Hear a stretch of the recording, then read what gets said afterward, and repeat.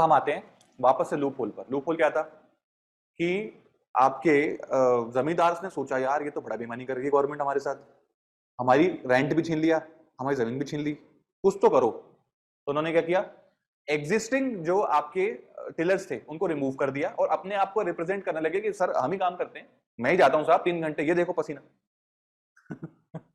हम ही लोग काम करते हैं। इस तरीके से उन्होंने ये चीज प्रूव करी।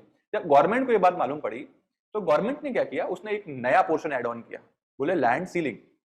लैंड सीलिंग का मतलब कि इस कोई भी व्यक्ति इतने लैंड से ज्यादा अपने पास रख ही नहीं सकता। अभी वो लैंड कितना था उसको छोड़ो, एक पर्टिकुलर अमाउंट मतलब आपका एरिया ऑफ लैंड से ज्यादा कोई व्यक्ति अपने पास नहीं रख सकता। अब उस जमींदार की स्टोरी पे वापस से आते हैं जो शाना बना था। क्या उसने बोला, यार मेरे पास तो 50 जमीन थी, 50 जमीन मान लो 50 एकड़, ठीक है, 50 एक एकड़ की एक जमीन, 50 जमीन थी। अभी अगर लैंड रिफॉर्म्स आता तो मेरे पास 10 जमीन बचती। तो उसने क्या किया, उसने लूप होल ढूंढा और उसने 15 एकड़ के लोगों को भगा दिया।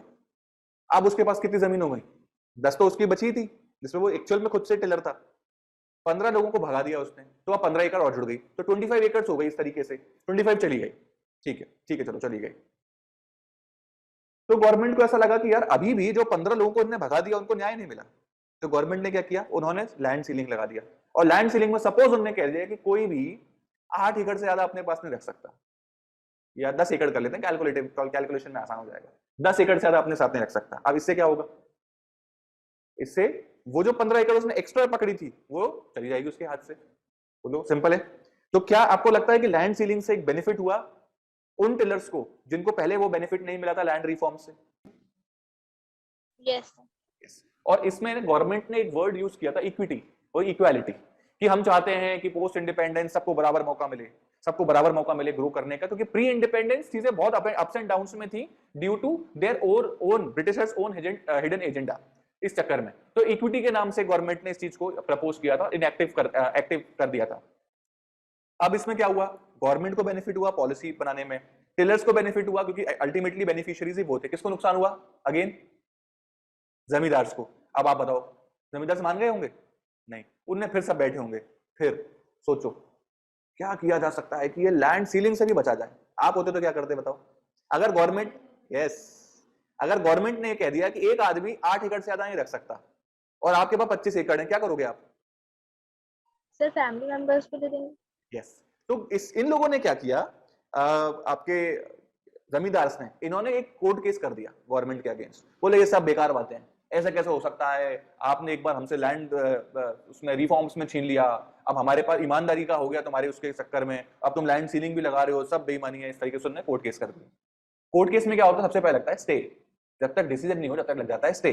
तो जैसे ही स्टे लगा वैसे इन्होंने क्या किया, अपनी जो प्रॉपर्टी थी उसको अपने घर के लोगों में डिस्ट्रीब्यूट कर लिया, और गवर्नमेंट इसका कुछ नहीं कर सकती क्योंकि ओनरशिप ट्रांसफर हो गई legally with in the time of stay.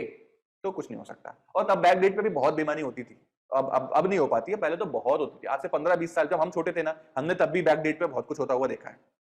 ठीक है, तो ये एक उस प्रॉब्लम आई आपका, लूप होल्स का सोल्यूशन निकला लैंड सीलिंग। लैंड सीलिंग का इंप्लीमेंटेशन जब हुआ तो क्या हुआ कि सर ये बहुत अच्छा हुआ, एक इक्विटी का एस्पेक्ट सामने निकल के आया। दूसरा, सर जिनको पहले बेनिफिट नहीं मिला था उनको बेनिफिट मिला। तो again effect of the solution was very good, but again a loop hole created by the zamindars. क्या सर, कोर्ट केस करो लेजिस्लेशन के अगेंस्ट में, स्टे ऑर्डर मिलेगा, तो आप उसके इन बिटवीन जो टाइम मिल रहा है गैप, उसमें अपनी ओनरशिप ट्रांसफर कर लोगे। अब आप देखो आगे की स्टोरी कैसी है। लैंड सीलिंग अच्छी लग रही है। ओके, अब आए लैंड सीलिंग। इसमें हमने क्या देखा, made ceiling a limit on the maximum size of land which an individual can have. Individual is important word. एक इंडिविजुअल कितना मैक्सिमम साइज ऑफ लैंड ले सकता है उसकी एक सीलिंग लिमिट बना दी। क्या, to promote the policy of equity. Equity के नाम से करी, क्योंकि किसी और नाम से करते तो ये कोर्ट केस कभी नहीं जीत पाते। इक्विटी के नाम से कर रहे हो तो ये बहुत अच्छा एजेंडा है, नहीं ये अच्छा एजेंडा है। तो उन्होंने बहुत स्मार्ट मूव किया था गवर्नमेंट ने, पॉलिसी ऑफ इक्विटी। ये वर्ड याद रखना, इंपॉर्टेंट पॉइंट है, ये मिस नहीं करना लैंड सीलिंग में।